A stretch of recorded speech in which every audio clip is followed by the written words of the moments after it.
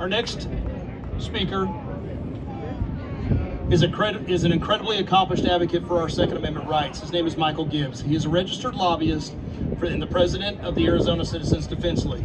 As I've stated before, it is crucial that we all start working together. We have to sit here and band together because, let me tell you something, the anti-woke left, they band together, it doesn't matter what it's for. They could hate each other and they still support each other. We have to get our community, our people, from that center to the right to be more active. That's one of the big key things we do at GOA is activism. He is also the director of the 10th Amendment Center.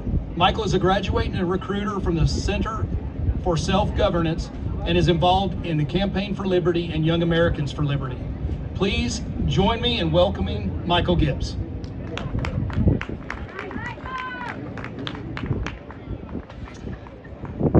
Thank you, gun owners of America, and all of you for being here today. Is this a beautiful day or what?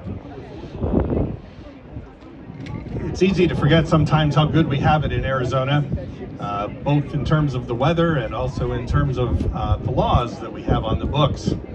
I hate to be a Debbie Downer, but every single day, your right to keep and bear arms is under assault. Just this last legislative session alone, there were 30 bills introduced that would infringe or impair on your right to keep and bear arms.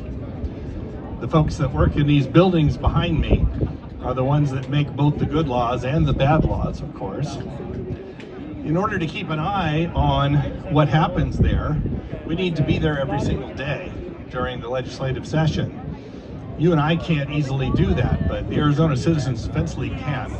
And that's what we do. We maintain full-time lobbyists at the Capitol during the session and throughout the year, where we work in other places like city councils and county boards of supervisors and so forth. Arizona Citizens Defense League is celebrating our 20th anniversary this year. In that time, we have managed to get 64 pro-freedom bills signed into law by 4 different governors. It's a testament to the effectiveness of the lobbying that we were able to do. Some of the bills that were introduced this year that our friends in the legislature helped us kill, as Michael and Fanson had mentioned, would have reversed some of the advances we made in terms of constitutional carry, duty to retreat, stop orders was a big one. The governor is a big fan of that. And so all of those things have been defeated this year, but every single year they're introduced again. It's almost like a broken record. Our governor is openly hostile to the right to keep and bear arms. Her first week in office, she decided to hold a press conference and a photo shoot in her office with the demanding moms. Well, that was posted all over social media. Some of you may have seen it. At the same time, she would not meet with our representatives at all, and her staff would not meet with us at all, which is unusual. We usually are able to at least have discussions with people from both sides of the aisle. In that first year, she vetoed 149 bills, setting a new record. And in that stack of 149 bills were all of the ones that we were supporting or promoting. Meanwhile, she collected $1.5 million for her inauguration party, and she vowed to spend what she didn't use on the party only cost a couple $100,000, to flip the legislature. So if you'll remember, before the last election, we had only a 1-seat majority in the House of Representatives and a 1-seat majority in the Senate in terms of people that support your right to keep and bear arms. And it was her goal to make sure that the legislature that is in session now would have a majority of people that oppose your right to keep and bear arms. Now, fortunately, she failed in that attempt, but you can bet that they'll be doing that again. To help with that problem, because of course it's easier to advance good bills when you have people that support your rights and support your right to keep and bear arms. AzCDL announced earlier this year the formation of a new political action committee The AzCDL PAC will be able to involve itself in electoral politics, something that the main organization can't do under our nonprofit status. We have always focused primarily on legislative lobbying, but now we're expanding into electoral politics with the PAC. And we have established relationships with a number of organizations that are involved in litigation. So what we've discovered is it's not enough to pass good gun laws. You also have to make sure that those laws are being followed by elected officials, by municipalities, and so forth. So for example, last year, Pima County decided to enact a law, or an ordinance I should say, that required gun owners to report a lost or stolen firearm within 48 hours or face a $1,000 fine. The good news is that that ordinance was in violation of state law, a state preemption law that prohibits municipalities and the other political subdivisions of the state from enacting laws or ordinances that are more restrictive than state law.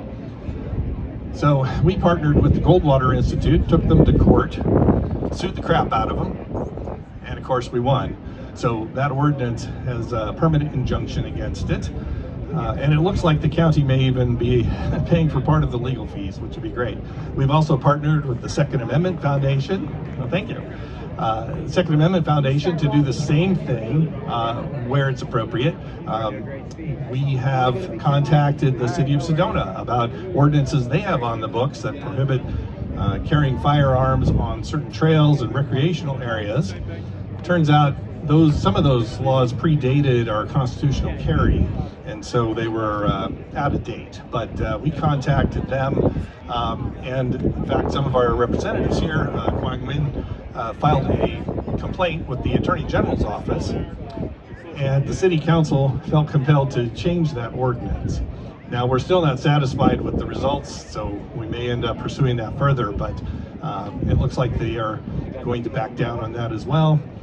We've also had issues with the city of Eloy and Goodyear with ordinances that restrict your right to keep and bear arms, and we are working to get those changed as well. So it's not just state level legislation that we do anymore.